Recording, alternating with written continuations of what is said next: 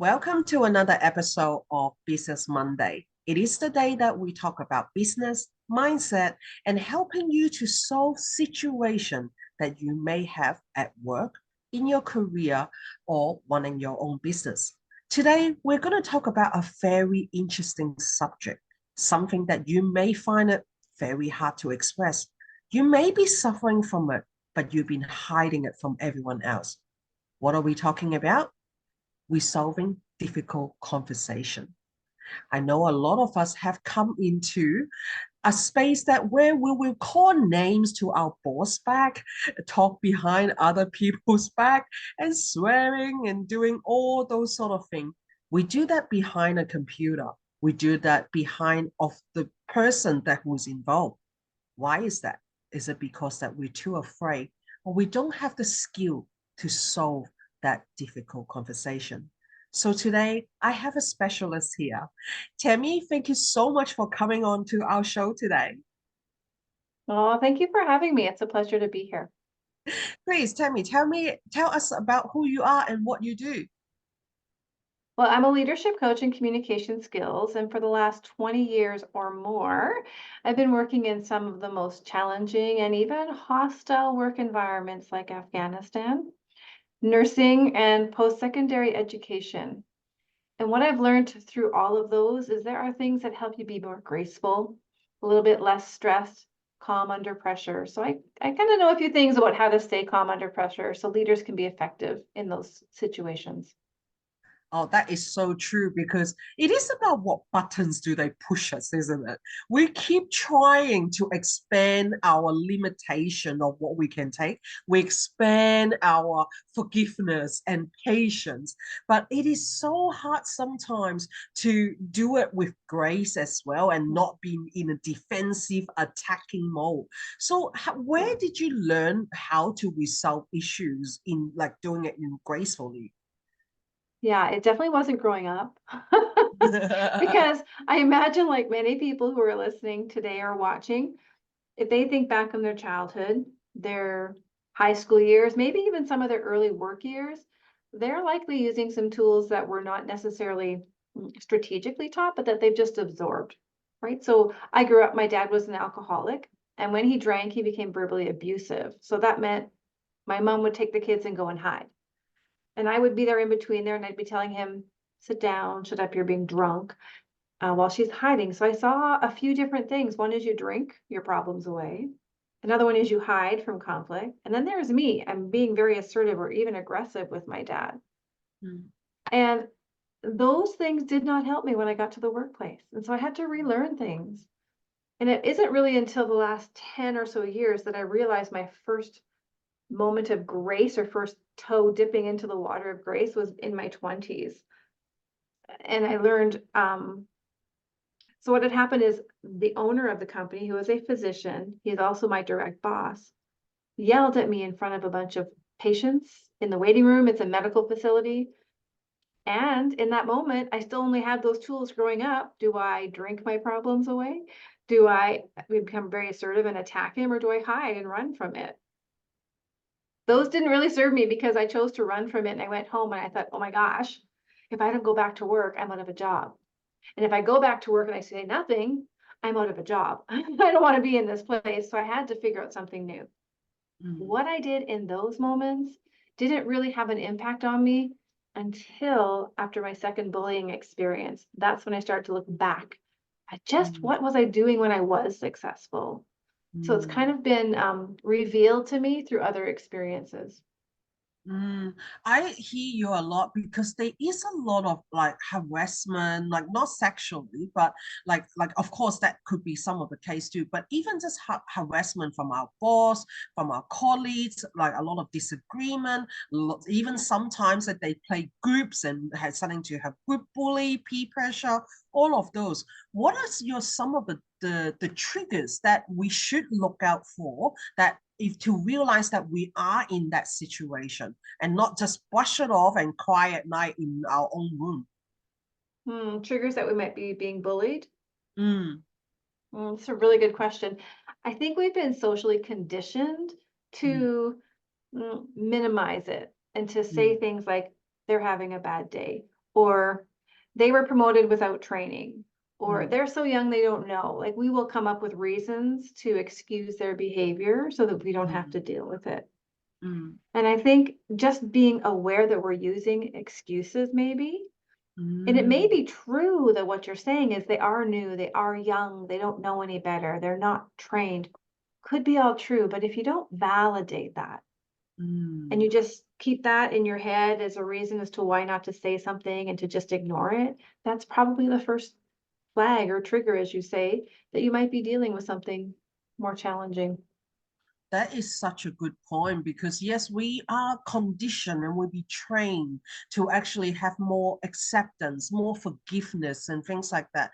A lot of the times that yes, we can brush it off, but there should be a boundary and a limit for what you can accept. So for those people who are having trouble setting those boundaries, setting those requirements that we want, what are some of the tips that you can give us? Hmm. I think the first thing to recognize is if a boundary is needed, it's likely because you can't let it go. So sometimes Mm, you're right. We can let it go, walk away, and you know what? No big deal. It's gone. There's no residue on your soul, is what I say. mm, But if hours later, days later, weeks later, months later, you're still thinking about this and it's still got mm. residue on your soul, that was probably a boundary you either didn't set, didn't communicate, or didn't maintain. And so I think really you got to look at how you're feeling about that relationship. And if there's still negative feelings towards it, it's probably a great opportunity to have a revise or not a revise, sorry, a clear the air conversation, go back Mm, and say, hey, can we just talk about this and see if you can close in that boundary that you've cooperated in and letting it be laxed. mm. That is so true. It is like, but how do you build up that courage? Okay, even the most Mm, confident woman have a problem with facing their attacker. Like yes. that is true in our lives. So how do we actually do it? And especially when you have to do it gracefully, without aggression, without blame, without all of that. My God, it sounds like Mission Impossible. So what is the trick to do it? Dun, dun, dun, dun, dun, dun. Yeah. Yes. It really boils down to your intention. Mm, So yeah, we can sometimes say things that aren't aligned with who we want others to see us as. That's the human part of living. It's the human experience. It's the mm, learning experience. But when you get clear on your intention as to what you want, and this is actually really the first step of the graceful method, mm, G is kind of like for your GPS. It's the yeah. why am I doing what I'm doing? Because you mentioned courage, and Yeah. it does take courage. Courage comes before confidence. Like think of the Uh, first time you learned to ride your bike, you had to brave the fact that it was unknown. Can I balance mm, my body? Can I manage mm, this steel? And you fall and you get back up and you mm, build confidence with every little step. And mm, so the courage comes with having a very clear vision and intention as to what you want. If we mm. just play with the analogy of learning to ride your bike, that's Yes. probably freedom. It's hanging out with my friends. It's doing the things that my best buddy is doing. There's a real drive Mm, that keeps kids learning how to do these things. The same is true in conversation. yes. So what is the intention? Now, when Mm, I ask people that, they often go, well, I just want them to stop. My intention yeah. is for them to leave me alone. Mm, I call that the surface level intention. We yes. really need to go 7 layers. I say 7 layers. It could be 8, it could be 9, it could be 4, but deep enough to where you hit the value. When you're hitting a value, you will feel the resonance change in your body when you go from. So Oh. let's play a little game here, Martha. Yeah, yeah, yeah, yeah, yeah. What would be a reason you would want someone to stop bullying you in the workplace? So I can have some peace. Hey, and what would peace give you? Peace will give me that energy to face on the stuff that I actually need to do. Mm. What's important about having that energy? I understand that energy is limited. So when negativity comes up, it often draw out the most energy from us, and we stop seeing all the positive thing that is around us.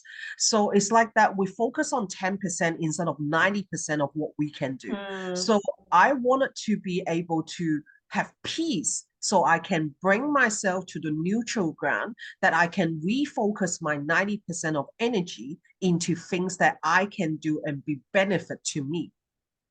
yeah.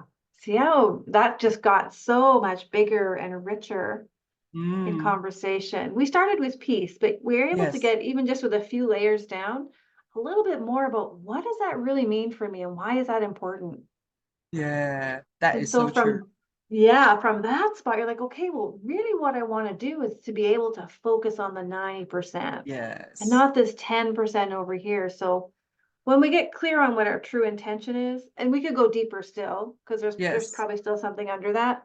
Yeah. But even from that point, you can go, okay, that's going to be my bridge with them.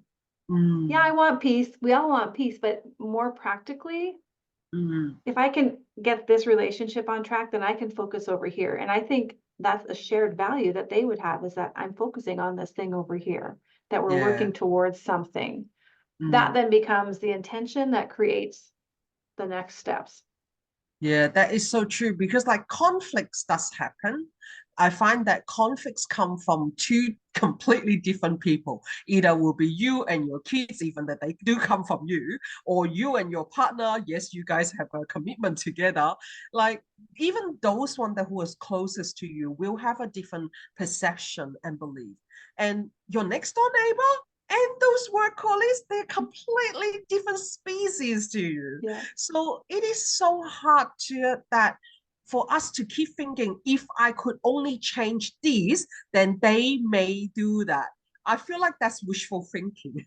So what happened when you're in that situation of thinking that if they just do this, then I would this sort of thing? Because I find that very disempowering. There's no empowerment at Yes. all. Yeah. So what should we do? You're absolutely right. It puts you in the victim mode when you put Yeah. yourself in the place of waiting on someone else to do something for your peace, for your Yes. safety, for your whatever. Mm. That means that you have no influence, no power, no hope. And you might as well be staring out the window watching the seasons change, Yeah. because nothing's going to happen unless you Yeah. decide to make it happen.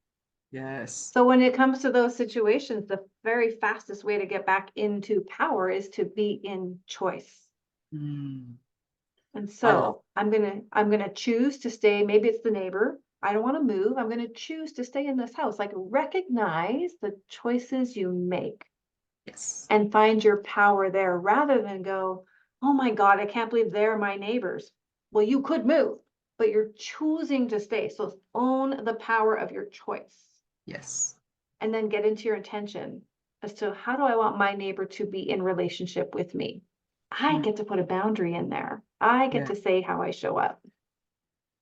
It is so true. It is so true. I will tag you in one of the posts that I saw today later because someone is actually asking similar questions as well. Because I can see a lot of people like to use this excuse. I have Yes. tried, I have done it all. But guess what? When you say that, you're literally shutting up a gate in your head that there's no other option outside. Guess what? This world is, when they say it's impossible, there is always a possibility. It's just Mhm. that we didn't see it and we didn't Yeah, know it. And it's that's not right. our fault. It's not Yeah. our fault. We can't learn everything in an encyclopedia. Even something I'm not teach in encyclopedia. That's why you have people like Tammy here, giving you a different way, helping you to find that core belief that you have on something. So how do we shift that and give it a different meaning? That is the Yeah. true essence of it. You're right. There's actually a saying you made me think of. I heard this from Lindsay Wagner. I don't think she's the author of it. She's used it in her radio interviews. And it goes like, when you shift your perspective, you change the experience. Yes, And I've added on the tagline. So I want to say that again for your listeners, because this is gold, right? When you it is. shift your perspective, you change your experience. And that is true for the past, the Mm, present, and the future. that's That true. is true ownership and power and choice. Oh, that is so beautiful. I'm going to steal that. In my head, I Yes. literally have an image coming out now that you are so right. We change that perception and that perspective of things. The experience is completely different. Like it doesn't change what happened, okay? Nothing can change what happened. And it is okay to give that healing, that understanding to that person, that little girl, that inner child that was hurt. Give it the voice, give it all the yelling it needs so it can let it out of the system. Once this is out of the system, then we put a different meaning onto it so you can starting to experience life differently. It is just learning. It's like what you said before. It's about learning a bite. You look at that bite and say, yeah, it broke my teeth. So I'm never going to try it again. It will never work for me. Guess what? I did book my front teeth before I learned how to ride a bike. And it does happen. And it is just that changing that mindset from it cannot to I can. That's the big, That's right. big difference into the things that we do, isn't it? Yes. Struggle is really necessary for change. Mm, If there was no struggle, we would do the same thing and we wouldn't grow. We wouldn't mm, learn anything new because life would be easy. mm. But life is here for us to grow, Yeah. to expand. And so sometimes some of my clients will say, like, I thought I understood this. Like I've learned from you, you've coached me, and we've had these great conversations, but I'm still struggling over here. And I'm like, Mm. great, you're human. But Yeah. second, every time you are successful, the next door opens for you to challenge what you've just learned so you can Yes. continue to expand on your skill set. And what Mm. would take you maybe, like when you learn to ride that bike again, that could take you days. And now you get on it and don't even think about it. It's Yeah. the same thing with your conversational integrity and intelligence is the more you practice it, the more you stretch, then the faster it gets, the more graceful you become even quicker. Oh, I agree with you. Like been running the group for about 4 months. I keep telling every single speaker that I interview is like, in the 4 months that I'm in here, I pretty much gain another doctor degree in female psychology. It is very interesting. And then a lot of us over 40 are experiencing menopause. So sometimes it does like affect our judgment, it does affect our mood. That's the reason why I have all of you, the experts here talking to us to let us know, hey, it's okay to be human. It is Yeah, okay to be in that state. Guess what? It doesn't have to be your future. That's what I that's love right. about our conversation today. Is there anything else that you'd like to share with us before we end our call today? Yeah, I need to share with the other 4 steps. Do I have Hmm. time for that? Okay. Yes, please By the do. way, I'm having a hot flash right now. I'm like, woo, yes, girl. Okay. So the first step was really getting clear on your intention. And so here's Mm, why that's important. If you go with the very first intention is I want more peace. mm, How might you respond to somebody just thinking from that perspective? I just want more peace. How might you respond to somebody who's offensive in the workplace? What might you mm. say or do? Hmm. I will probably say that do you like peace? I probably will ask them the question. Do you like peace or do you like drama? Right, right. And so now we go down to that other one that we got to where, if I could just focus on the 90%, Yeah. that would be where I could be more productive or whatever you said. From Yes. that perspective, how would you approach them? I would say that like we waste time and energy onto having a conflict here. How about we look at things differently so we can actually get more benefit for both of us so it becomes a win-win situation. Do you see how your approach changed just by getting clearer on your intention? Yes. That's really That's the good. whole that's why the grace, the GPS, sorry, the is really, really, really critical. When you know Yeah. truly to your core what you want to achieve, Mm, it pushes away those first few levels of, they're not superficial needs, but it's the thing that's blinding you from what you really want. yeah. And when you get to there, then the next step, which is the roots that you can Yeah. take to achieve, the planning becomes extremely purposeful. Yeah. I'm now thinking about how can I get this win-win for them as opposed to how can I go into them and say, hey, do you want peace or do you want drama? Yeah. You're not likely to take that pathway, even though it seems short, it's not going to be getting you what you want. Mm, So when you know what your GPS is, your coordinates, then the routes to get there show up. Then the third step is you need to realign with your intention, Mm. because here's what's going to happen. The Yes. opportunity is going to come. You're going to walk Yeah. down the hallway. You're going to see me and you're going to be like, oh my God, there's Tammy. I Yeah. want to not do it. I'm scared. I'm nervous. I don't have the Yeah. confidence. You need to be courageous. So realign with that intention and let that Yes. intention lead you through step 4, which is Mm. having the conversation. Mm. And step 5 is evaluate. You always want to go back and look, because that's how grace came to me.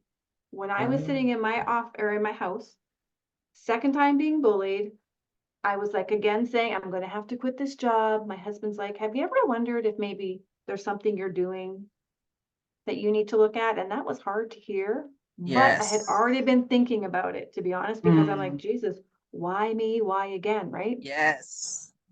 That was when I looked back to that 20-year-old self who talked to this physician and was able to get success in that relationship. I'm like, what did I do? And it Yeah. started to come to me. And I looked at the next episode. I'm like, okay, why did I fail? What did I not do? I looked at the next one. What did I do here? And it just started to show up for me. So the Mm. reflection is so important to find your process. Take Yes. those steps of grace, make them yours, and evolve them so they fit for you. That is amazing. I really, really love our conversation today. And I Mhm. would love to know more about your graceful method. Would it be possible to actually invite you to come back on Knowledge's first day and do a workshop or webinar for us? Oh, for sure. That'd be fun. That would be amazing. I'd love to see you on there. So thank you once again, Tammy, for being with us today and being our guest and talk about a very sensitive issue that secretly trouble us a lot, but not a lot of us will reach out for support.